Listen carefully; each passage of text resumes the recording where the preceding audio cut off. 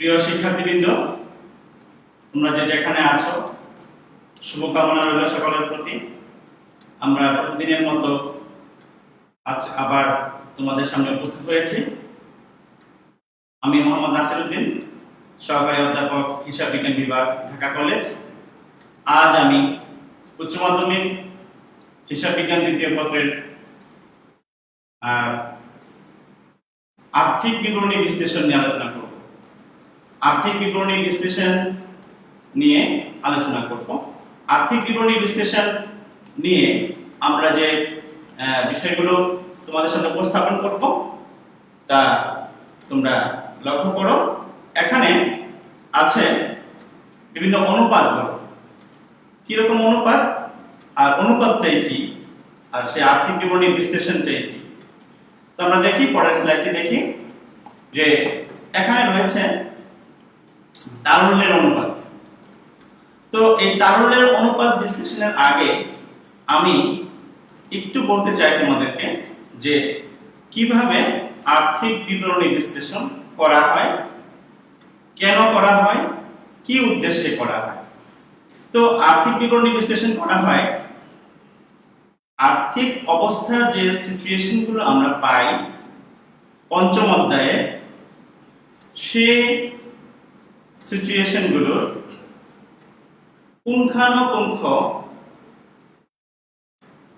ব্যাখ্যা বিশ্লেষণ করা হয় এই আর্থিক বিবরণী বিশ্লেষণের মাধ্যমে। তো সেখানে যে সম্পদগুলো আছে, যে দায়গুলো আছে, আর্থিক বিবরণীর যে তথ্যগুলো আছে, সেগুলোর মাধ্যমে কোম্পানি জানতে চায় তার আসলে পজিশনটা কিরকম। যেমন সে কি পরিমাণ সম্পদ সংরক্ষণ করেছে, যা থেকে সে কি পরিমাণ দায় পরিশোধ করতে সক্ষম। যেমন আমরা যদি বলি যে তার কি পরিমাণ চলতি সম্পদ আছে, যে চলতি সম্পদের মাধ্যমে সে চলতি দায়গুলো পরিশোধ করতে পারবে। তো একটি প্রতিষ্ঠানের যে তারল্য লিকুইডিটি, সেই লিকুইডিটি যদি সে যথাযথভাবে মেইনটেইন করতে না পারে, তাহলে সে প্রতিষ্ঠান লং রানে বিজনেস করতে পারে না, টিকে থাকতে পারে না। সেজন্য তারল্যের অনুপাত অত্যন্ত গুরুত্বপূর্ণ একটি অনুপাত। আমরা তোমাদের যে সিলেবাসটি আছে সেখানে লক্ষ্য করবে, এই সিলেবাসে আমরা দেখেছি যে তারল্যের অনুপাত বিশ্লেষণ করতে বলা হয়েছে এখানে সচ্ছলতার অনুপাত বিশ্লেষণ করতে বলা হয়েছে, এবং এখানে মুনাফা অর্জনের সক্ষমতার অনুপাত বিশ্লেষণ করতে বলা হয়েছে। তাহলে অনুপাত বিশ্লেষণের বা আর্থিক বিবরণী বিশ্লেষণের যে তিনটা পার্ট আমাদের সিলেবাসে রয়েছে, তার একটি পার্ট নিয়ে আমি আজকে তোমাদের সামনে হাজির হয়েছি, যাকে আমরা বলছি তারল্যের অনুপাত। এই যে তারল্যের অনুপাত, সেটি কি আসলে? সেটি হলো যে প্রতিষ্ঠানের স্বল্পমেয়াদী দায় পরিশোধের ক্ষমতা যাচাই করে। তারল্যের অনুপাত কি? আমরা স্ক্রিনে দেখতে পাচ্ছি যে প্রতিষ্ঠানের স্বল্পমেয়াদী দায় পরিশোধের একটি ক্ষমতা, কিরকম ক্ষমতা প্রতিষ্ঠানের আছে তা যাচাই করা। সেটি কিরকম হয় আমরা একটু বোর্ডে লক্ষ্য করি। প্রিয় শিক্ষার্থী, দেখো, চলতি অনুপাত আমরা এখানে প্রথমে আলোচনা করব। তো চলতি অনুপাতটা কি? চলতি অনুপাত হলো এমন একটি অনুপাত যে অনুপাতের মাধ্যমে চলতি সম্পদ এবং চলতি দায়ের তুলনা করা হবে। চলতি অনুপাতে কি করা হবে? চলতি সম্পদ এবং চলতি দায়, এই দুইয়ের মধ্যে, চলতি সম্পদ এবং চলতি দায়ের মধ্যে সে কি করবে? তুলনা করবে। তাহলে চলতি অনুপাত হলো যে একটি কোম্পানি তার যে সম্পদ রয়েছে, সে সম্পদগুলোকে আমরা দেখেছি আর্থিক অবস্থার বিবরণীর মধ্যে যে 4 ভাগে ভাগ করে সম্পদগুলোকে আমরা উপস্থাপন করেছি। এর মধ্যে একটি পার্ট ছিল চলতি সম্পদ। প্রিয় শিক্ষার্থীবৃন্দ, প্রিয় শিক্ষার্থী বন্ধুরা, তোমরা আর্থিক অবস্থার যে বিবরণী পড়েছো পঞ্চম অধ্যায়ে, সেখানে তোমরা দেখেছো দায় এবং মালিকানা সত্ত্বের একটি পার্ট আছে। সেই দায় পাশেও তোমরা দেখেছো চলতি দায় বলে একটি অংশ আমরা উপস্থাপন করেছি। সেই চলতি দায় এবং এই চলতি সম্পদ, এই চলতি সম্পদ এবং চলতি দায়, এই দুইয়ের মধ্যে তুলনা আমরা করব। এই দুইয়ের মধ্যে যে তুলনা করব, সেই তুলনা কার্যক্রমটাকে, সেই তুলনার কাজটাকে, সেই বিবরণীকে, সেই বিশ্লেষণকে, সেই অ্যানালাইসিসকে আমরা বলবো চলতি অনুপাত। ঠিক আছে প্রিয় শিক্ষার্থী বন্ধুরা, চলতি অনুপাত কি? চলতি সম্পদ এবং চলতি দায়ের মধ্যে একটি তুলনা করা। আমরা আবার তোমাদেরকে এই স্লাইডটিতে দেখাচ্ছি যে তারল্যের অনুপাত সমূহ কি কি, যে স্লাইডটি আমরা কিছুক্ষণ আগে দেখেছি সেটা আবার দেখাচ্ছি তোমাদেরকে। যে এখানে দেখো বলা হয়েছে যে প্রতিষ্ঠানের স্বল্প মেয়াদী দায় পরিশোধের ক্ষমতা। তো একটি প্রতিষ্ঠানের যে স্বল্প মেয়াদী দায় রয়েছে, সেরকম একটি প্রতিষ্ঠানের স্বল্প মেয়াদী সম্পদও রয়েছে। স্বল্প মেয়াদী যে সম্পদগুলো, তাকে আমরা বলছি চলতি সম্পদ। চলতি সম্পদের সংজ্ঞা কি? চলতি সম্পদ হলো এমন একটি সম্পদ যে সম্পদ 1 বছর বা তার কম সময়ের মধ্যে নগদ টাকায় রূপান্তর করা যায়। চলতি সম্পদ হলো এমন একটি সম্পদ যে সম্পদটি 1 বছর বা তার কম সময়ের মধ্যে কি করা যায়? নগদায়ন করা যায়। ঠিক অনুরূপভাবে স্বল্পমেয়াদী দায়, স্বল্পমেয়াদী দায়, স্বল্পমেয়াদী দায় হলো এমন দায় যে দায় 1 বছর বা তার কম সময়ের মধ্যে পরিশোধ করা প্রয়োজন পড়ে, পরিশোধ করতে হবে। তাহলে যে দায় 1 বছর বা তার কম সময়ের মধ্যে পরিশোধ করতে হবে তাকে আমরা বলছি চলতি দায়। আর যে সম্পদ 1 বছর বা তার কম সময়ের মধ্যে নগদ টাকায় রূপান্তর করা যায় তাকে আমরা বলছি চলতি সম্পদ। এই চলতি সম্পদ এবং চলতি দায় নিয়ে আসলে এই তিনটি অনুপাত আমরা করব। এই তিনটি অনুপাতকে সেজন্য আমরা বলছি তারল্যের অনুপাত। তাহলে তোমরা যদি চিন্তা করো তারল্যের অনুপাতের আসলে উপাদানগুলো কি কি? তারল্যের অনুপাতের উপাদানগুলো, মূল উপাদান আসলে কি? চলতি সম্পদ এবং চলতি দায়। চলতি সম্পদ কি তোমরা জেনেছো, চলতি দায় কি সেটি জেনেছো। তোমাদের যদি কারো কোনো কোশ্চেন থাকে, তোমরা আমাদের আজকের এই ক্লাসের যে তোমরা দেখছো, ফলো করছো, সেটা কমেন্টস অপশনে প্রশ্ন করতে পারো। আমরা সেই প্রশ্নের উত্তরগুলো তোমাদেরকে দেওয়ার চেষ্টা করব। প্রিয় শিক্ষার্থী বন্ধুরা, তাহলে চলতি অনুপাত কি আমরা বুঝতে পারছি যে চলতি সম্পদ এবং চলতি দায়ের একটি তুলনা করা। তারপরে এখানে আছে তরল অনুপাত। তরল অনুপাত কি? চলতি সম্পদ থেকে দুটি সম্পদ আমরা পৃথক করে দিব। চলতি সম্পদ থেকে দুটি সম্পদকে আমরা পৃথক করে দিব। একটি হলো সমাপনী মজুত পণ্য, আরেকটি হলো অগ্রিম খরচাবলী। এই সমাপনী মজুত পণ্য এবং অগ্রিম খরচাবলী, এটি যদি আমি চলতি সম্পদ থেকে মাইনাস করে দেই, তাহলে যে সম্পদ পাওয়া যাবে তাকে আমরা বলবো কি? তরল সম্পদ। সেই তরল সম্পদের সাথে চলতি দায়ের তুলনা করলে আমরা যে অনুপাত পাবো তাকে বলা হবে তরল অনুপাত। ঠিক আছে? তাহলে তরল অনুপাত এখানে আমরা যাচাই করব আমার একটি প্রতিষ্ঠানের তরল অনুপাত কেমন আছে। চলতি অনুপাত আমরা এখানে যাচাই করব যে আমার প্রতিষ্ঠানের চলতি অনুপাত কেমন আছে। আর একটি যে অত্যন্ত গুরুত্বপূর্ণ বিষয়, সেটা কি? চলতি মূলধন অনুপাত। বলতে পারো স্যার চলতি মূলধন অনুপাত কি? আসলে একটা প্রতিষ্ঠান যখন তোমার তার কার্যক্রম পরিচালনা করে, তখন সে তোমার কি করে? সে বিজনেস করার জন্য তার হাতে সবসময় কিছু টাকা ক্যাশ রাখে, যে এই টাকা ছাড়া সে বিজনেস পরিচালনা করতে পারবে না। তার পুঁজি আছে সে 500 কোটি টাকা, সে 500 কোটি টাকা কিন্তু ক্যাশ রাখে না।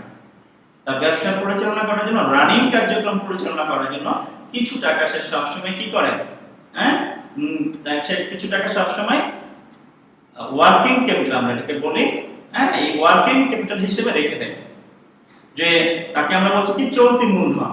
যে আমার এই রানিং ব্যবসা প্রতিষ্ঠানটাকে রানিং কার্যক্রম পরিচালনা করার জন্য কিছু পুঁজি আমার লাগবে, যে পুঁজিকে আমরা বলছি চলতি মূলধন বা ওয়ার্কিং ক্যাপিটাল বা কার্যকরী মূলধন।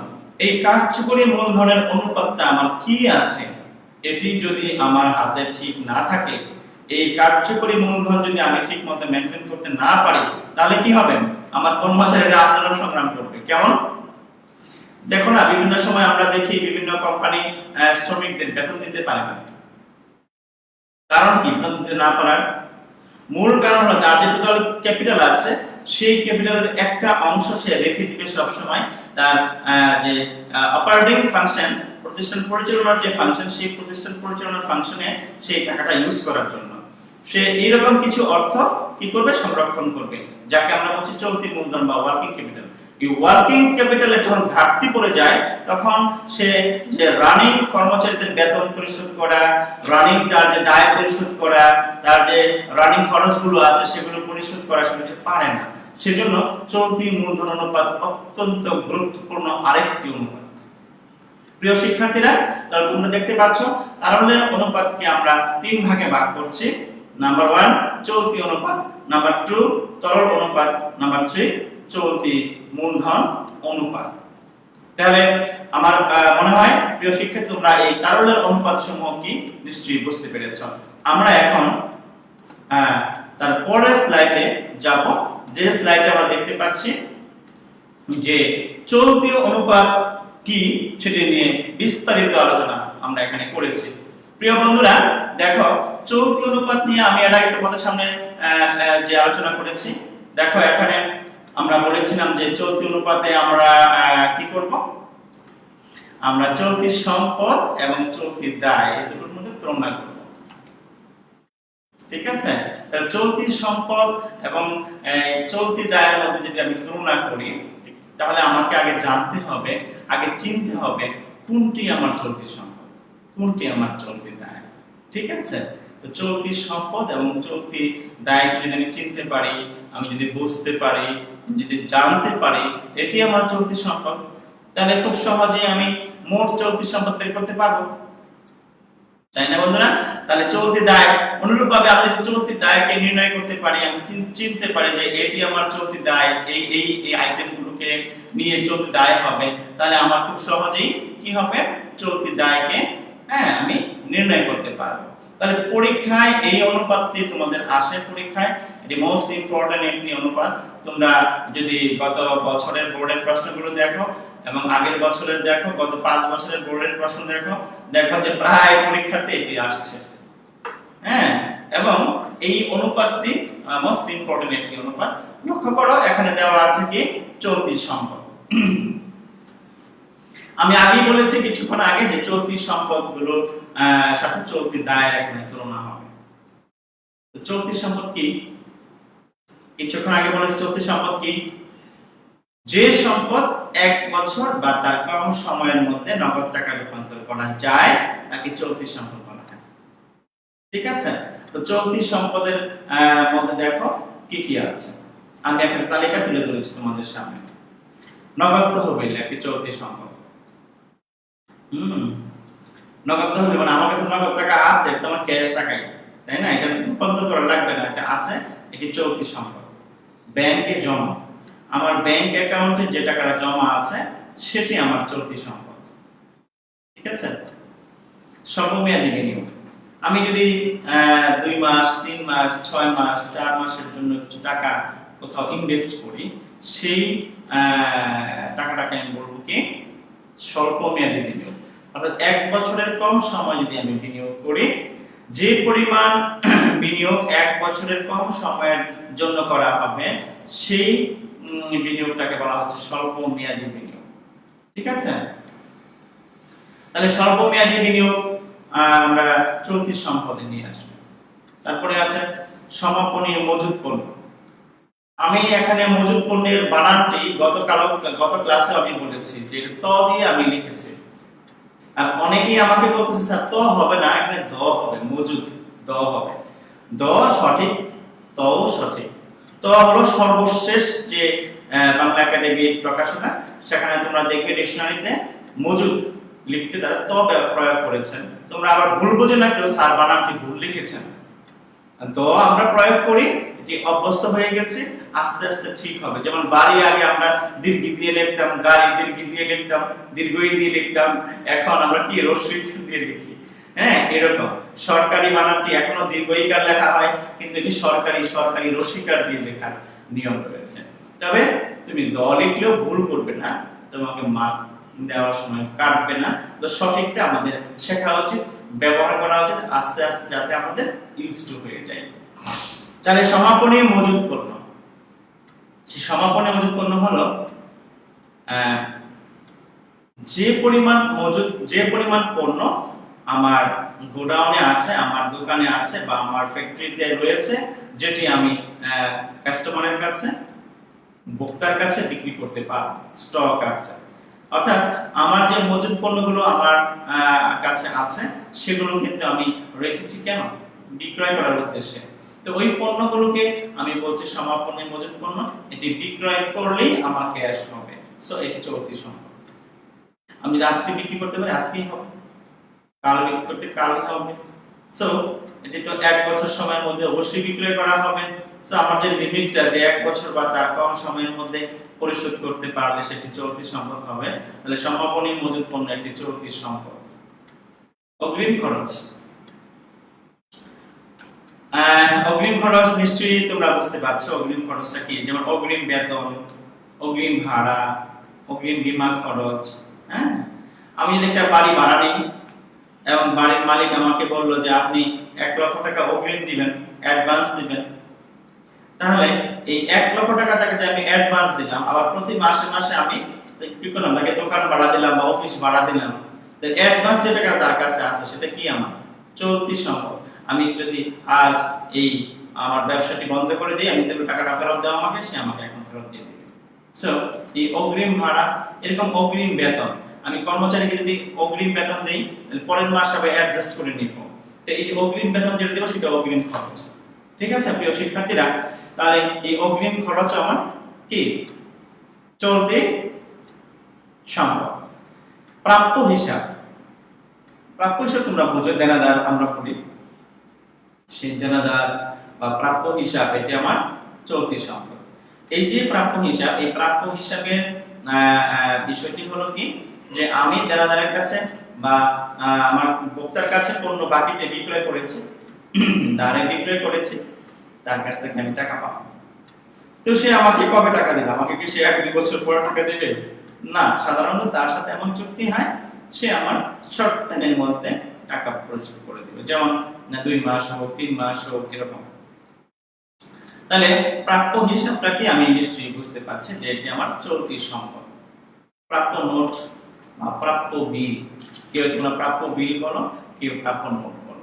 এই প্রাপ্য বিল বা প্রাপ্য নোট এটি আমার কি চলতি সম্পদ। তারপরে রয়েছে চলতি দায়। তো প্রিয় শিক্ষার্থী বন্ধুরা, তোমরা দেখেছো এখানে আমি যে স্লাইডটি তোমাদের সামনে তুলে ধরেছি, চলতি অনুপাত লিখে তার পরে একটা দাগ দিলাম, উপরে চলতি সম্পদ লিখলাম, নিচে চলতি দায় লিখলাম, তাই না? তোমরা ঠিক পরীক্ষায় এইভাবেই করবা। পরীক্ষায় যদি চলতি অনুপাত আসে, সূত্রটা আগে লিখবা, নিচে দেখো আমি 2 বার সমান সমান দিয়ে রেখে ফাঁকা রেখে দিয়েছি। এর উদ্দেশ্য কি?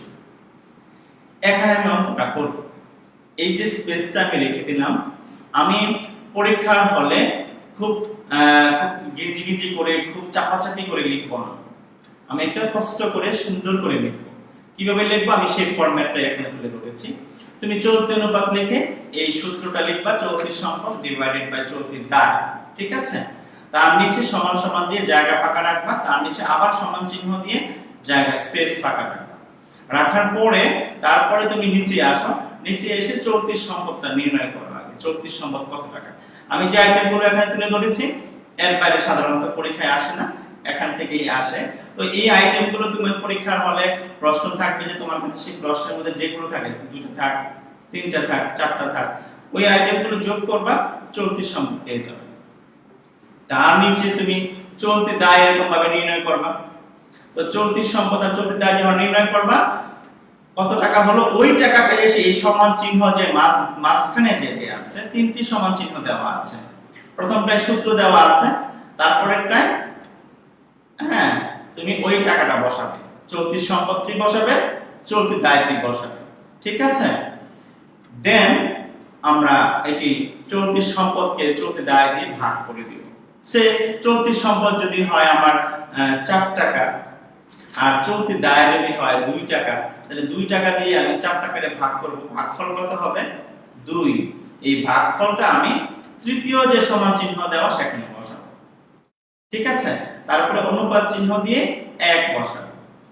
তার আমরা তাহলে এইভাবে সূত্রটা আগে লিখে নিব। সূত্র লিখে নিচে চলতি সম্পদ বের করব, তার নিচে চলতি দায় বের করব পরীক্ষার খাতায়। তারপরে ওই টাকাটা এনে আমি এখানে যে সমান চিহ্ন দেয়া মাঝখানটা সেখানে প্রথম বসাবো। তারপরে ভাগফল বা অনুপাত যেটি বের হবে সেটি আমি তৃতীয় কলামে বসাবো। আমি তোমাদেরকে করে দেখাবো। তোমরা এটি দেখানোর আগে তোমরা একটু দেখে নাও চলতি দায়টা কি। চলতি দায়টা আমি তোমাদের একটু বুঝিয়ে নিই। আমি আগে বলেছি যে দায়ের টাকা 1 বছর বা তার কম সময়ের মধ্যে পরিশোধ করতে হবে তাকে চলতি দায় বলা হয়। তোমরা চাইলে এই আইটেমগুলো নোট করে নিতে পারো, স্ক্রিনশট নিতে পারো। আমি একটু বড় করে দিচ্ছি, স্ক্রিনে বড় করে দিচ্ছি, তোমরা দেখে নাও। এই যে তোমার এই অনুপাতের যে সূত্রটি আছে তোমরা একটু এখন প্রয়োজন হলে স্ক্রিনশট নিয়ে রাখতে পারো।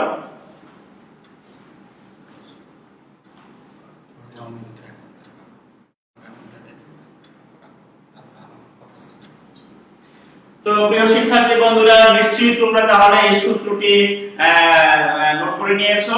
আমরা এখন প্রশ্ন দেখব। একটি প্রশ্ন দিয়ে আমরা চাইবো যে আমরা এই চলতি অনুপাত নির্ণয় কিভাবে করা হয় সেটি আমরা করার চেষ্টা করব। তোমরা দেখো যে একটি প্রশ্ন দেখো এখানে দেওয়া, আমি এখন তোমাদের সামনে তুলে ধরছি। আমরা এই প্রশ্নটি সমাধান করব। এই প্রশ্নের মাধ্যমে কি করব? আমরা চলতি অনুপাত নির্ণয় করব। আমরা চলতি অনুপাত নির্ণয় করব। প্রশ্নটা খুব ভালো করে দেখো। তোমরা এখান থেকে চেনার চেষ্টা করো কোনটি কোনটি আমার চলতি সম্পদ আর কোনটি আমার চলতি দায়। তোমরা একটু ভালো করে জানার চেষ্টা করো। আমি একদমই তাড়াহুড়ো করি না কখনোই। প্র্যাকটিক্যালি যদি আমি ক্লাসে পড়াই তখন আমি ছাত্রদেরকে বলি তোমরা খুব ধীরে ধীরে পড়ো, যতক্ষণ তোমাদের মনে প্রশ্ন আছে প্রশ্ন করো।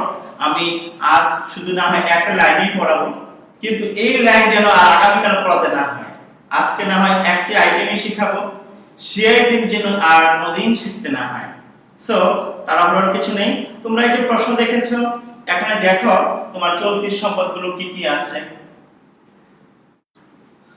এখানে দেখো নগদ তহবিল আছে, ব্যাংক জমা আছে, প্রাপ্য হিসাব, প্রদেয় হিসাব, সমাপনী মজুদ, পণ্য, প্রাপ্য নোট, প্রদেয় নোট, শেয়ার মূলধন, অগ্রিম খরচ।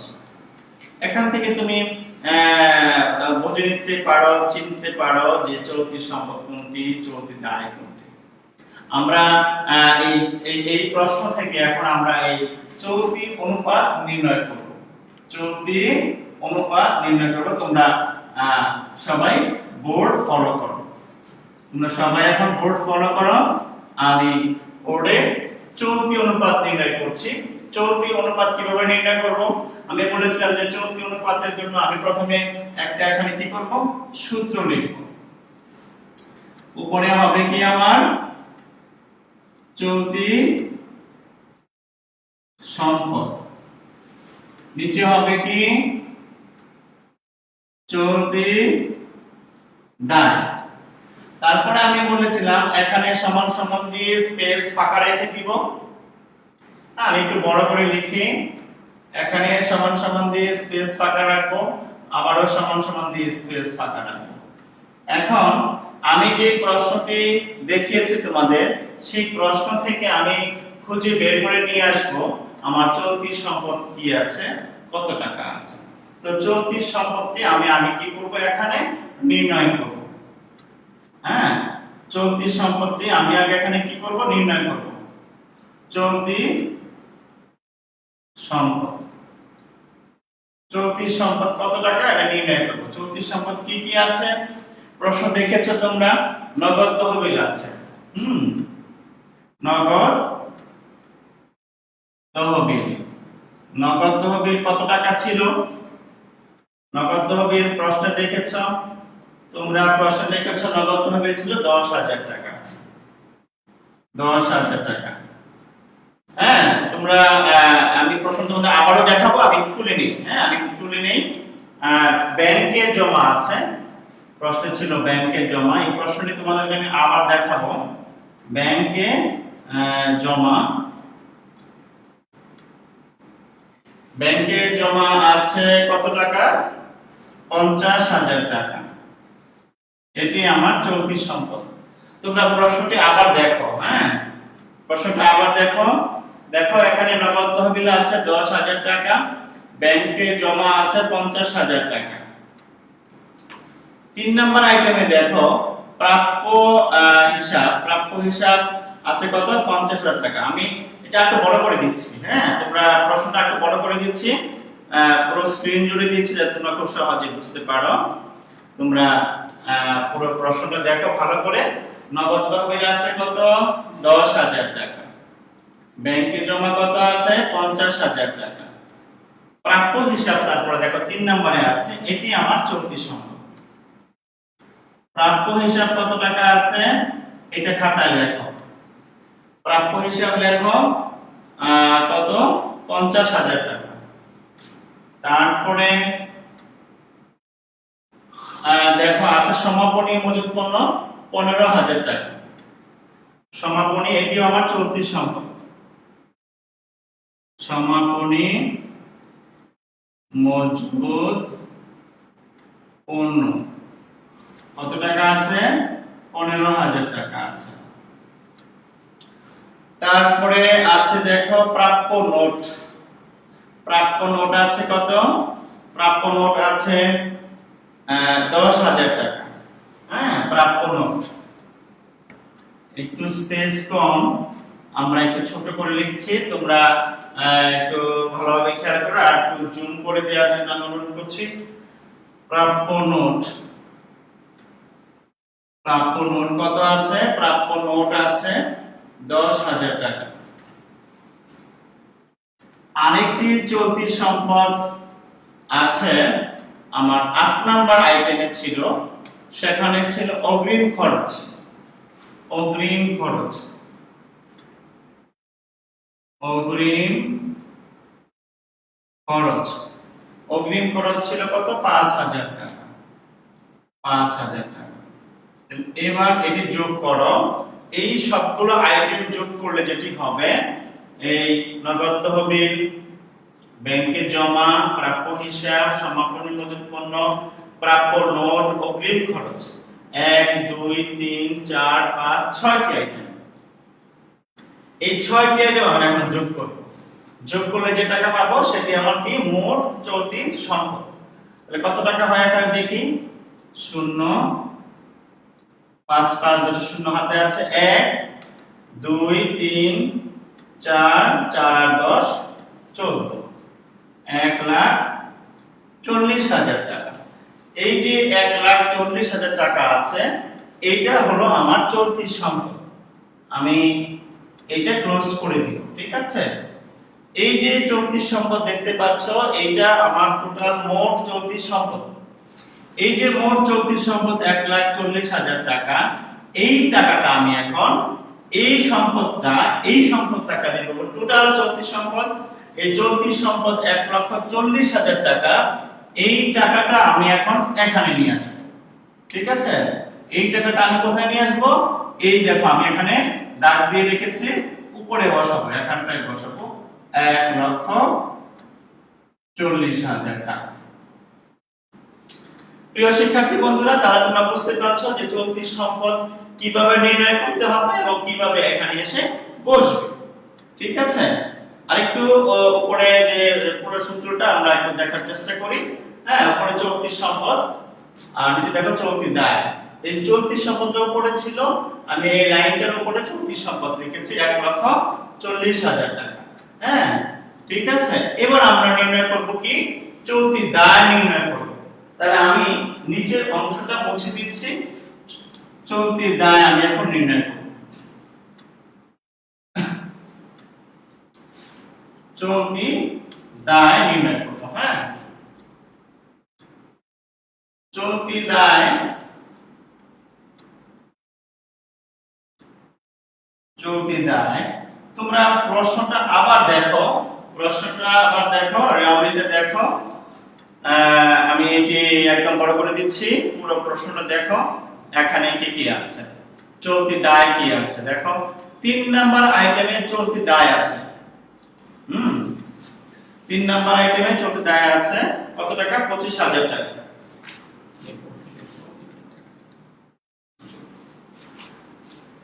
চলতি দায় আছে 3 নাম্বার আইটেমে কত?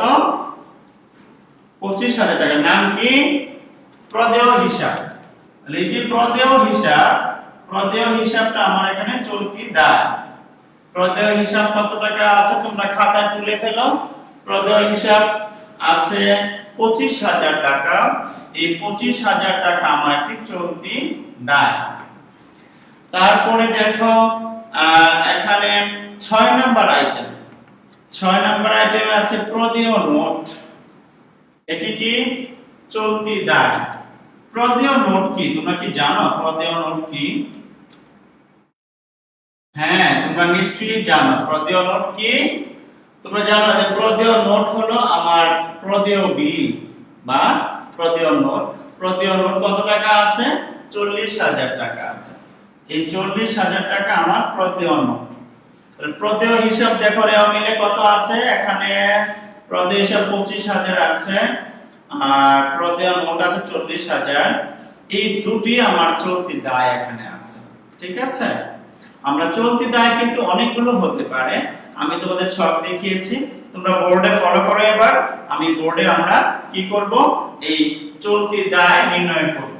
আমি প্রশ্ন দেখেছি আমার দুটো চলতি দায় আছে, একটা প্রদেয় হিসাব আছে 25,000 টাকা আর একটা প্রদেয় নোট আছে 40,000 টাকা। এই দুটি আমি এখন যোগ করব। দুটো যোগ করলে কত হয়?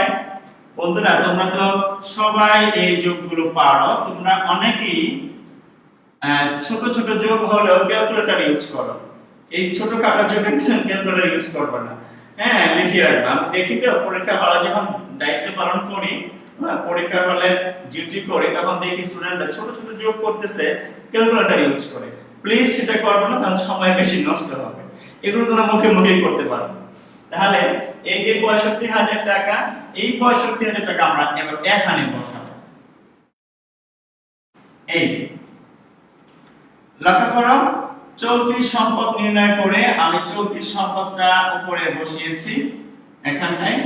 চলতি দায় এবার আমি নির্ণয় করেছি, এই চলতি দায় নির্ণয় করেছি 65,000, এটি এখানে নিচে বসিয়েছি। ঠিক আছে? তাহলে এখন আমার কাজ কি? আমার কাজ হলো এই অনুপাতকে করা, তাই না? আমি এটি মুছে দিচ্ছি। তোমরা পরীক্ষার খাতায় এরকম ভাবে কি করবা? সূত্র লিখবা আগে, তারপরে দুটো সমান সমান দিয়ে রাখবা, সমান চিহ্ন দিয়ে রাখবা, তার নিচে চলতি সম্পদ বের করবা, তার নিচে চলতি দায় বের করবা। ঠিক আছে? এখন আমাদের কাজ হলো এই যে 1,40,000 টাকা আছে, এই টাকাকে 65,000 টাকা দিয়ে ভাগ করা। তোমরা ভাগ করে ফেলো ক্যালকুলেটর ইউজ করে, দেখো কত টাকা হয়। 1,40,000 কে 65,000 দিয়ে ভাগ করো, দেখো কত টাকা হয়।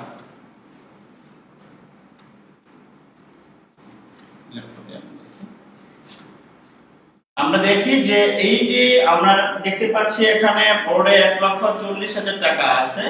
এই 1,40,000 টাকাকে আমরা 65,000 টাকা দিয়ে কি করব? এখন ভাগ করব। ভাগ করলে কত টাকা আসে আমরা দেখি। তোমরা করে ফেলেছো নিশ্চয়ই। হ্যাঁ, কত টাকা হয়? 2.15 না? 2. কত হয়? ভাগ করলে 1,40,000 কে 65,000 দিয়ে ভাগ করলে 2.15 হবে। ঠিক আছে? 1,40,000 কে ভাগ করলে কত হবে? 65,000 দিয়ে ভাগ করলে কত হবে? 2.15। তাহলে এইটি হলো আমার ভাগফল, তাই না? চলতি অনুপাত যদি আমি করি, চলতি অনুপাত করলে চলতি সম্পদকে আমি চলতি দায় দিয়ে ভাগ করব, ভাগফলটা এখানে বসাবো। আমি কি পারবো? প্রিয় বন্ধুরা, সবাই করে ফেলেছো নিশ্চয়ই। এখন শোনো, এই যে ভাগফল বসালে এটি হলো কি চলতি দায়ের তুলনায় চলতি সম্পদের একটি অনুপাত। কিভাবে লক্ষ্য করো, আমার এখানে দুটো টাকা আছে, একটা চলতি সম্পদ আছে, একটা চলতি দায় আছে।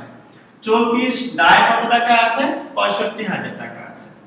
এই ৬৫,০০০ টাকা দিয়ে আমি উপরের যে সংখ্যাটি আছে চলতি সম্পদ তাকে ভাগ করেছি, তাকে ভাগ করে তার ভাগফলটা এখানে বসিয়েছি, ঠিক আছে?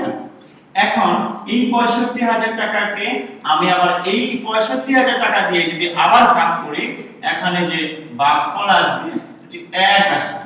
এটা কত আসবে? ১ আসবে, ঠিক আছে?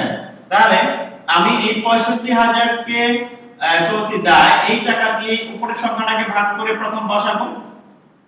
তারপরে ৬৫,০০০ কে যদি আবার ৬৫,০০০ টাকা দিয়ে ভাগ করা হয়, এই দায় দিয়ে ভাগ করলে ১ টাকা হবে, ১ হবে। অর্থাৎ ১ টাকা আমার এখানে দায় আছে, এই ১ টাকা দায় পরিশোধ করার জন্য আমার চলতি সম্পদ আছে ২ টাকা ১৫ পয়সা। আমরা এখান থেকে কি জানতে পেরেছি? এখান থেকে কি বুঝতে পেরেছি? এখান থেকে আমরা বুঝতে পেরেছি বা আমরা বুঝতে পেরেছি, কি বুঝতে পেরেছি? চলতি অনুপাত কি পরিমাণ আছে। আমার এই কোম্পানিতে, আমার এই প্রতিষ্ঠানে ১ টাকা চলতি দায় পরিশোধ করার জন্য চলতি সম্পদের পরিমাণ কত টাকা আছে, এটি আমি জানার চেষ্টা করেছি, এটি আমি বোঝার চেষ্টা করেছি, এটি তোমাদেরকে আমি বোঝাতে চেষ্টা করেছি। নিশ্চয়ই তোমরা বুঝতে পারছো যে আমার ১ টাকা চলতি দায় আছে, আর এই ১ টাকা চলতি দায় পরিশোধ করার জন্য আমার কাছে চলতি সম্পদ আছে কয় টাকা? ২ টাকা ১৫ পয়সা। প্রিয় শিক্ষার্থী বন্ধুরা, এখানটায় আমাদের মনে রাখতে হবে, এই জায়গাটায় আমাদের একটু আলোচনার বিষয় আছে যে একটি কোম্পানির চলতি সম্পদ এই পরিমাণ থাকবে যাতে সে তার যে পরিমাণ চলতি দায় আছে সেই চলতি দায় থেকে যেন দ্বিগুণ পরিমাণ টাকা তার চলতি সম্পদ থাকে, এটি তার নিশ্চিত করতে হবে। কোন একটা কোম্পানি যদি ১ টাকা থাকে চলতি দায়, তার কমপক্ষে ২ টাকা থাকতে হবে কি চলতি সম্পদ। যদি ২ টাকা চলতি সম্পদ না থাকে বা তার থেকে কম থাকে, তাহলে তার চলতি দায় পরিশোধের যে সক্ষমতা, যে ক্ষমতা, সেটা সে হারাবে, ফলে তার প্রতিষ্ঠান ক্ষতিগ্রস্ত হবে। প্রিয় শিক্ষার্থী বন্ধুরা, তাহলে ১ টাকা দায় পরিশোধের জন্য সম্পদ থাকতে হবে কত টাকা? চলতি দায় পরিশোধের জন্য ১ টাকা চলতি দায় পরিশোধের জন্য চলতি সম্পদ থাকতে হবে কয় টাকা? ২ টাকা। এজন্য আমরা এই ২:১ কে আমরা বলি কি আদর্শ মান। কি বলি? আদর্শ মান। চলতি অনুপাতের আদর্শ মান হলো, চলতি অনুপাতের আদর্শ মান কত? ২:১, ঠিক আছে? ২ কত? ১। চলতি অনুপাতের আদর্শ মান ২:১, অর্থাৎ ১ টাকা দায় পরিশোধের জন্য ২ টাকা চলতি সম্পদ থাকা লাগবে। কিন্তু কোন একটি প্রতিষ্ঠানে ২ টাকা না, তার থেকে অনেক বেশি টাকা আছে চলতি সম্পদ, সেটি কি কাঙ্ক্ষিত? সেটিও কাঙ্ক্ষিত নয়। অধিক পরিমাণ চলতি সম্পদ তুমি যদি সংরক্ষণ করো, তাহলে অন্যত্র বিনিয়োগ করতে পারবে না, অন্যত্র ইনভেস্ট করতে পারবে না, তখন তোমার কি হবে? সমস্যা সৃষ্টি হবে। সেজন্য বলছি ১ টাকা দায় পরিশোধের জন্য ২ টাকা চলতি সম্পদ আমাদের রাখতে হবে। ২ টাকার বেশি থাকলে আমাদের সমস্যা, ২ টাকা কম থাকলে সমস্যা। ২ টাকা কম থাকলে কি সমস্যা? আমি দায় পরিশোধের ক্ষমতা হারাবো, সক্ষমতা হারাবো। আর বেশি থাকলে কি সমস্যা? বেশি থাকলে সমস্যা হলো আমার বেশি টাকা রেখে, আমি তো বিজনেস করতে আসছি, আমি বেশি টাকা যদি হাতে রেখে দেই তাহলে ইনভেস্ট করব কোথায়? আমাকে একটা কাঙ্ক্ষিত মাত্রায় টাকা ক্যাশ রাখতে হবে, এর থেকে অতিরিক্ত টাকা থাকলে সেটা অন্যত্র বিনিয়োগ করতে হবে, তাহলে কি হবে? আমার এখান থেকে প্রফিট আসবে। সেজন্য ব্যবসায়ীরা এই অনুপাত নির্ণয় করেন একটা প্রতিষ্ঠান সেই অনুপাত এই জন্য নির্ণয় করছেন যে তিনি যাতে বুঝতে পারেন তার হাতে কি পরিমাণ চলতি সম্পদ আছে। তাহলে এই কোম্পানিটি, যে কোম্পানির আমরা প্রশ্নটি দেখেছি, অঙ্কটি দেখেছি, এই প্রশ্নটি আমরা আবার দেখি। দেখো এই প্রশ্নটিতে যে সম্পদগুলো আছে, যে দায়গুলো আছে, সেই দায় এবং সম্পদের মাধ্যমে এই যে উদয়ন লিমিটেড, সেই উদয়ন লিমিটেড এখন সিদ্ধান্ত নেবে তার যে সম্পদ আছে, তার যে দায় আছে, এই সম্পদ এবং দায়ের মাধ্যমে তিনি তুলনা করলেন যে তার 1 টাকা দায় পরিশোধের জন্য তার চলতি সম্পদ আছে 2 টাকা 15 পয়সা। তাহলে 15 পয়সা তার কাছে বেশি আছে। এই যে 15 পয়সা, এখন আমরা বোর্ডে দেখি, এই যে 15 পয়সা দেখতে পাচ্ছ, এই 15 পয়সা তার কাছে কি আছে? অতিরিক্ত আছে। এই অতিরিক্ত টাকা সে এখন চিন্তা করবে যে এই অতিরিক্ত টাকাটা আমি যদি পারি ইউজ করব, অন্যত্র ইউজ করব। আমার কাছে খুব বেশি পরিমাণ অতিরিক্ত টাকা নাই, কিন্তু যদি এর থেকে অনেক বেশি হয়ে যায় তাহলে অনেক বেশি দুশ্চিন্তার বিষয়। কেন? যে বেশি টাকা হাতে রেখে দিলে আমার অন্যত্র বিনিয়োগ করা যাবে না, অন্যত্র বিনিয়োগ করতে না পারলে আমি কাঙ্ক্ষিত প্রফিট করতে পারবো না, কাঙ্ক্ষিত প্রফিট করতে না পারলে আমার শেয়ার হোল্ডারদেরকে লভ্যাংশ দিতে পারবো না, লভ্যাংশ দিতে না পারলে আমার কোম্পানির সুনাম নষ্ট হবে, দীর্ঘমেয়াদে আমি ক্ষতিগ্রস্ত হব। সো আমার এই অনুপাতটি অত্যন্ত গুরুত্বপূর্ণ। এই অনুপাত বিশ্লেষণের মাধ্যমে কোম্পানি কি করবে? এখান থেকে ডিসিশন মেকিং করবে, সিদ্ধান্ত গ্রহণ করবে, সে কি পরিমাণ চলতি সম্পদ তার কাছে আছে সেটি কিভাবে সে ব্যবহার করবে, এবং যদি কম থাকে তাহলে তার সমস্যা, যে সে দায় পরিশোধ করতে পারবে না, তখন তার বেশি পরিমাণ চলতি সম্পদ কালেক্ট করতে হবে। তাহলে বন্ধুরা, আমরা নিশ্চয়ই এটি বুঝতে পেরেছি। আমি এবার পরের ধাপে যাব।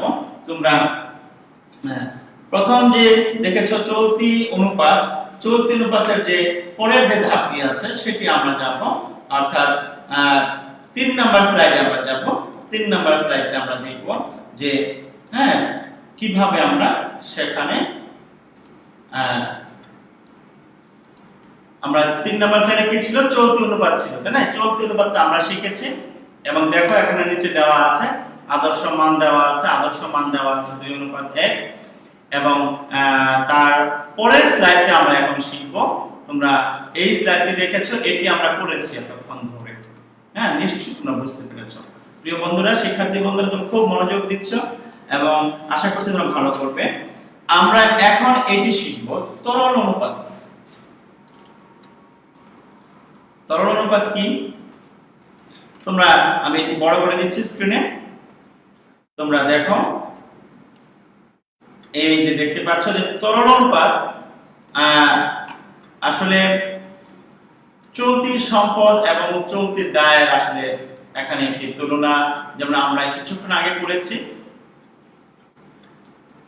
তার সাথে অনেকটাই মিল আছে। যেমন এখানে আছে কি? তরল অনুপাতে তরল সম্পদ, আর নিচে আছে চলতি দায়। চলতি দায় আমরা যে বের করেছি কিছুক্ষণ আগে, সেই চলতি দায় কিন্তু চেঞ্জ হবে না। চলতি দায় যা ছিল তাই থাকবে, তোমার চলতি দায়কে এখানে চেঞ্জ করতে হবে না। তুমি চলতি দায় নিয়ে ভাববে না, তোমার ভাবতে হবে আসলে কি নিয়ে? তরল সম্পদ নিয়ে। তুমি তরল সম্পদ কিভাবে নির্ণয় করবে? দেখো, আমি এখানে যে সূত্র লিখেছি, এখানে দেখো লিখে দিয়েছি তরল সম্পদ নির্ণয়ের সূত্র। সেখানে দেখো লিখেছি চলতি সম্পদ মাইনাস মজুত পণ্য প্লাস অগ্রিম খরচ। অর্থাৎ আমরা মজুত পণ্য আর যে অগ্রিম খরচ, এই দুটো টাকা চলতি সম্পদ থেকে মাইনাস করে দেব। চলতি সম্পদ আমার কাছে যত টাকা আছে আমি কিন্তু কিছুক্ষণ আগে বের করেছি, তাই না? চলতি অনুপাতের সময়। তো চলতি অনুপাতের সময় আমি যখন এই তোমার চলতি সম্পদ বের করেছি, সেই চলতি সম্পদ থেকে আমি দুটো সম্পদ বাদ দিব। কি বাদ দিব? মজুত পণ্য বাদ দিব আর অগ্রিম খরচ বাদ দিব। প্রিয় বন্ধুরা, তোমরা তাহলে বোর্ডে যাও, আমরা বোর্ডে আবার এটি তোমাদের করে দেখাচ্ছি, ঠিক আছে? দেখো এখানে আমরা কি করব? এখন তরল অনুপাত করব। তরল অনুপাত কি? আমরা বলেছি উপরে হবে তরল সম্পদ, আর নিচে হবে চলতি দায়। আর এখানে সমান সমান চিহ্ন দিয়ে রাখবো, এখানে সমান চিহ্ন দিয়ে রাখবো। এখানে চলতি দায় যা ছিল এটা বসাবো। চলতি দায় আমরা যে করেছিলাম মনে আছে কত টাকা করেছিলাম? ৬৫,০০০ টাকা, তাই না? সেই ৬৫,০০০ টাকা যা ছিল এটা এখানে বসিয়ে দিব। আমি আগে যা বের করেছি চলতি দায় সেই টাকাটি আমি বসাবো। আর চলতি সম্পদ আমরা বের করেছিলাম কিছুক্ষণ আগে, তাই না? সেই চলতি সম্পদ এখন আমি লিখব। চলতি সম্পদ থেকে আমি কি বের করব? তরল সম্পদ বের করব। তরল সম্পদ নির্ণয় করব। তরল সম্পদ নির্ণয়ের সূত্র কি? চলতি সম্পদ থেকে দুটো সম্পদ মাইনাস। একটা হলো সমাপনী মজুদ পণ্য, সমাপনী মজুদ পণ্য, আরেকটি হলো অগ্রিম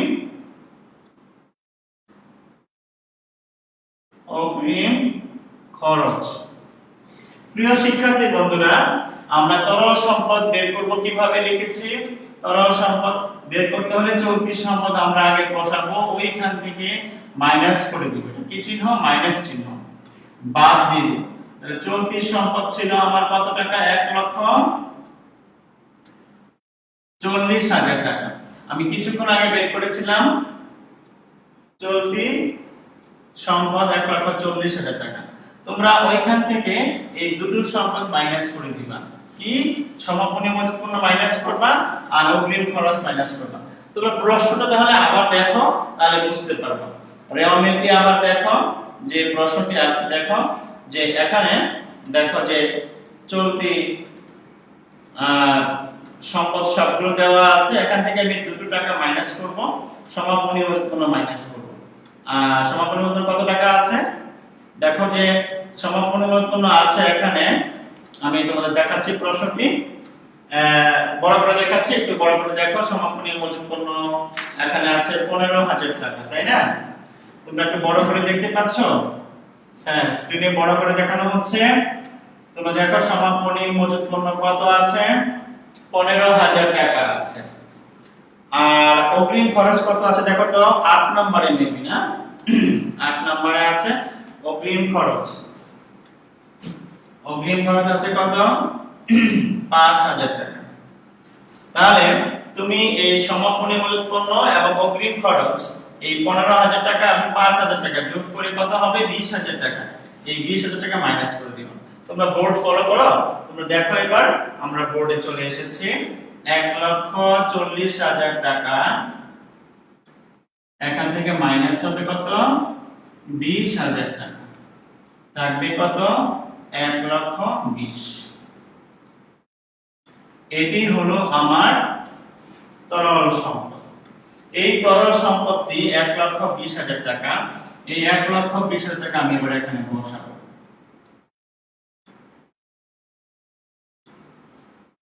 প্রিয় শিক্ষার্থী বন্ধুরা, তোমরা দেখতে পাচ্ছ যে ১,২০,০০০ টাকা তরল সম্পদ কিভাবে নির্ণয় হয়েছে। চলতি সম্পদ থেকে সমাপনী মজুদ পণ্য, অগ্রিম খরচ এই দুটো বাদ দিয়ে আমি যা পাবো সেটি হলো ১,২০,০০০। এটি আমি এখানে বসাবো। ঠিক আছে? তাহলে এবার আমি কি করব? ১,২০,০০০ কে আমি ৬৫,০০০ দিয়ে ভাগ করব। ঠিক আছে? ১,২০,০০০ টাকাকে ৬৫,০০০ টাকা দিয়ে ভাগ করলে কি পাবো? 1.84 1.846 এরকম একটা অ্যামাউন্ট আছে। 1.846। এই 1.846 যদি আসে, আমরা জানি এখানে 6 থাকলে বা 5 বা 5 এর বেশি থাকলে এখানে কি করা যায়? এই 5 লিখে দেওয়া যায়। অর্থাৎ এখানে 84 ছিল, এটা 85 আমরা লিখে দিয়েছি। তাতে কোনো ক্ষতি নেই। তুমি 3 সংখ্যা রাখলেও কোনো ক্ষতি নেই। ঠিক আছে? তাহলে 1.85 অনুপাত কত হবে? 1। 1 কিভাবে পেলাম? অনেকেই প্রশ্ন করে, স্যার 1 কিভাবে পেলাম? এই ৬৫,০০০ দিয়ে আমি উপরের সংখ্যাটাকে ভাগ করব, নিচেরটাকে ভাগ দুটোকেই ভাগ করব। উপরের 1,20,000 কে ভাগ করলাম, পেলাম 1.85, আর 65,000 কে ভাগ করলাম পাবো 1। তাহলে এই যে ভাগ করলাম, এই ভাগফলকে আমি এখানে বসালাম 1.85 অনুপাত 1। অর্থাৎ এখানে আমি বলতে চেয়েছি 1 টাকা চলতি দায় পরিশোধের জন্য আমার তরল সম্পদ আছে কত? 1 টাকা 85 পয়সা। অনেক বেশি আছে। কেমন বেশি আছে জানো? আমরা কিছুক্ষণের মধ্যে দেখতে পাবো যে কিভাবে এত টাকা বেশি আছে, এখানে কিভাবে অনেক টাকা বেশি আছে। হ্যাঁ, আমি একটু নিচে বোর্ডটা মুছে নিচ্ছি, তোমরা ফলো করো। তোমরা দেখো এখানে আমার 1 টাকা দায়ের জন্য তরল সম্পদ আছে 1 টাকা 85 পয়সা। আমার এটার আদর্শ মান হলো আদর্শ মান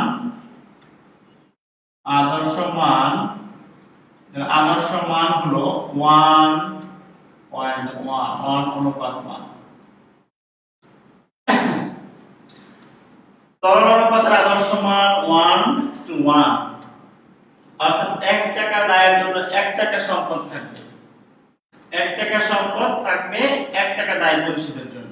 আর আমার এখানে আছে কত? প্রায় 2 টাকা, মানে 1.85, অনেক বেশি আছে। আমার এখানে চিন্তা করতে হবে যে তরল সম্পদ কিভাবে কমানো যায়। তরল সম্পদ একদম মানে এটাকে বলা হয় দ্রুত সম্পদ, তরল সম্পদ। হ্যাঁ, এই তরল সম্পদ এটি আমি দ্রুত কমাতে পারি। হ্যাঁ, এখানে 1 টাকা 85 পয়সা আছে। এখানে যদি আমি 1 টাকা রাখি তাহলেই এনাফ, 1 টাকা রাখলেই এনাফ। কিন্তু আমার 1 টাকা 85 পয়সা আছে, বেশি সম্পদ রাখা ঠিক নয়, তাই না? সেজন্য এখান থেকে আমি সিদ্ধান্ত গ্রহণ করব যেন আমার এখানে এই তরল সম্পদের পরিমাণটা কম থাকে। আবার যদি 1:1 এর নিচে থাকে তাহলেও ঝুঁকি যে আমার 1 টাকা নিচে চলতি সম্পদ থাকতে পারবে না। ঠিক আছে বন্ধুরা? তাহলে আমরা এই 1 টাকা 85 পয়সা এখানে দেখতে পাচ্ছি, আর 1 টাকা হলো আমার চলতি দায়। তাহলে আমরা এই তরল অনুপাত কি নির্ণয় করতে পারবো? আমার কাছে মনে হয় তোমরা তরল অনুপাত নির্ণয় করতে পারবে। তোমরা তাহলে এই তরল অনুপাতটি খাতায় নোট করে নাও বন্ধুরা। তোমরা সবাই দেখো যে তরল অনুপাতটি আমরা কিভাবে নির্ণয় করেছি।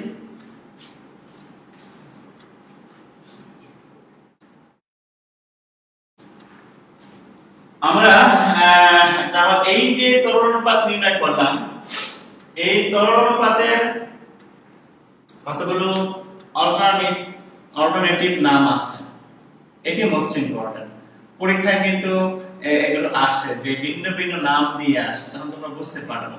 আমি এই তরল অনুপাতের কতগুলো নাম আছে, হ্যাঁ, এই নামগুলো এখানে লিখে দিচ্ছি। হ্যাঁ, তরল অনুপাত এর নামগুলো কি কি হতে পারে, এর অন্যান্য নাম আছে।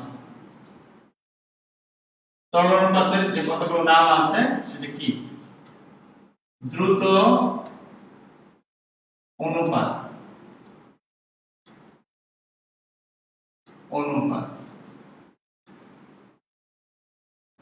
এটা তরল অনুপাত পরীক্ষায় আসলে তুমি তরল অনুপাত লিখবা। যদি পরীক্ষায় আসে দ্রুত অনুপাত নির্ণয় করো, তুমি এই কাজটি করবা, শুধু নামটা চেঞ্জ হয়ে হলো কি দ্রুত অনুপাত। ঠিক আছে? তো তরল অনুপাতের ভিন্ন ভিন্ন নাম, দ্রুত অনুপাত একটি, আরেকটি আছে অ্যাসিড টেস্ট অনুপাত। অ্যাসিড টেস্ট অনুপাত। আরটি আছে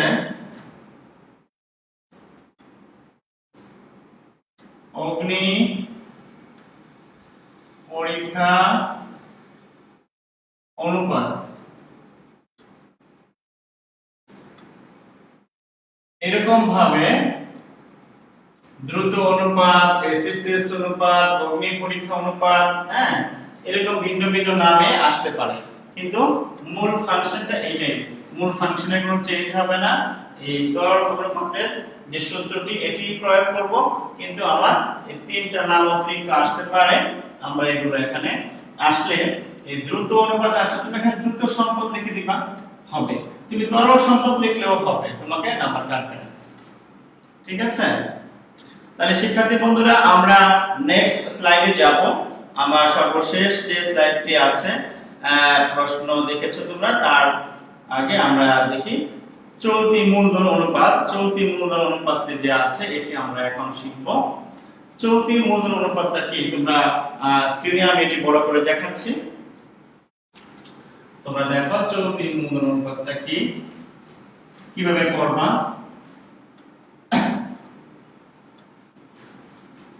চলতি মূলধন অনুপাত দেখতে পাচ্ছ, এখানে সূত্রটা খাতায় তুলে নাও। চলতি মূলধন অনুপাতের সূত্রটা খাতায় তুলে নাও। চলতি মূলধন অনুপাতের সূত্রটা কি খাতায় লিখে নাও। চলতি মূলধন অনুপাত,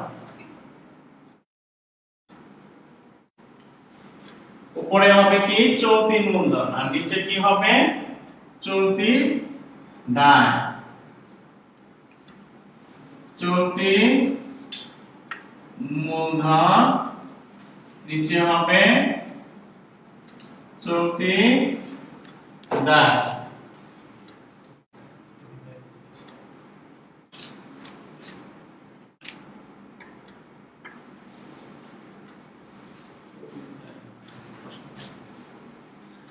চলতি মূলধন অনুপাত, চলতি মূলধন উপরে হবে, নিচে চলতি দায় হবে। ঠিক আছে? তো চলতি মূলধন কিভাবে নির্ণয় করব? চলতি মূলধন সমান সমান চলতি সম্পদ মাইনাস চলতি দায়।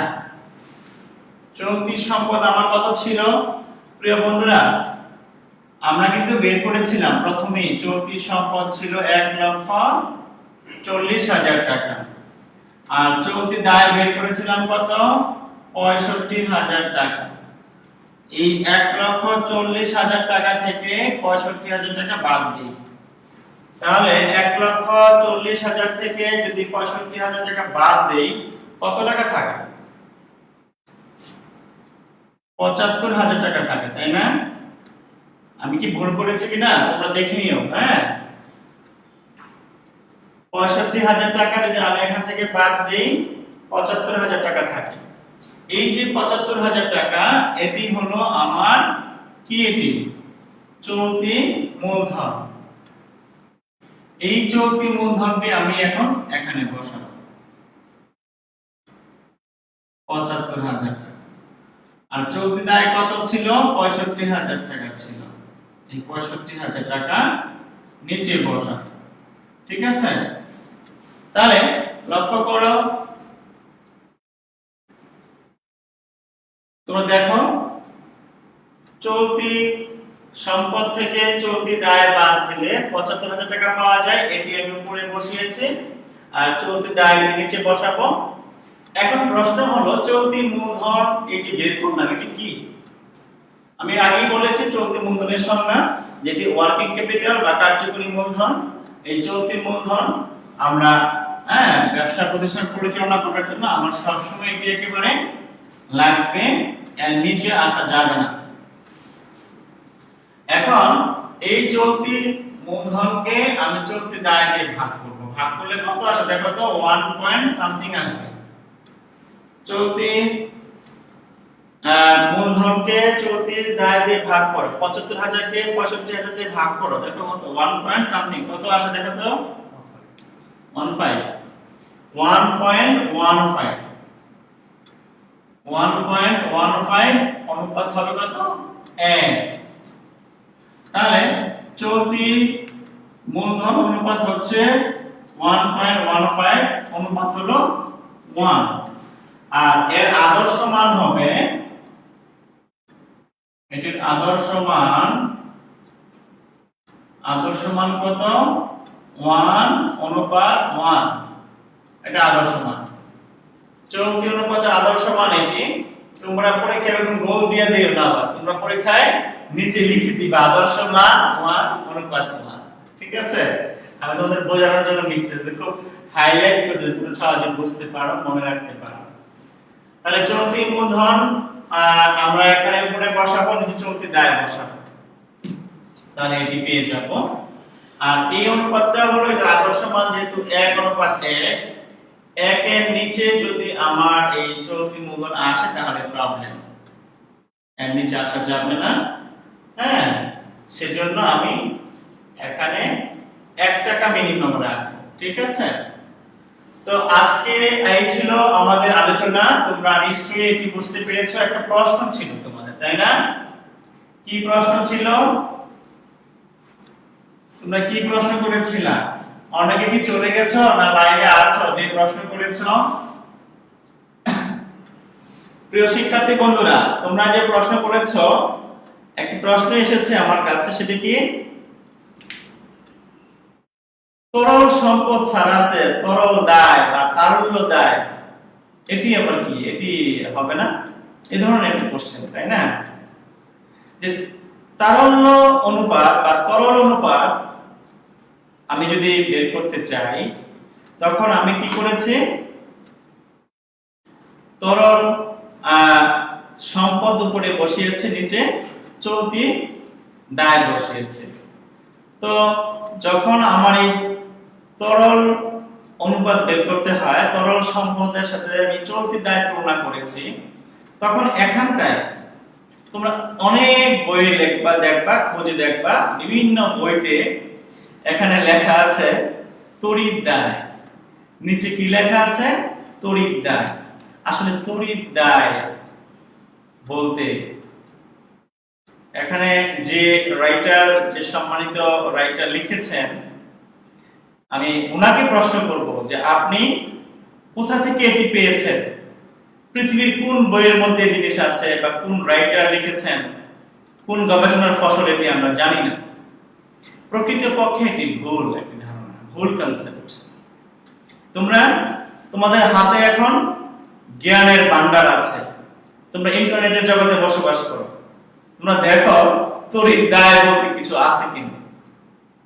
তোমরা ইন্টারন্যাশনাল অ্যাকাউন্টিং স্ট্যান্ডার্ড দেখো, তারপরে বাংলাদেশ অ্যাকাউন্টিং স্ট্যান্ডার্ড গুলো ফলো করো।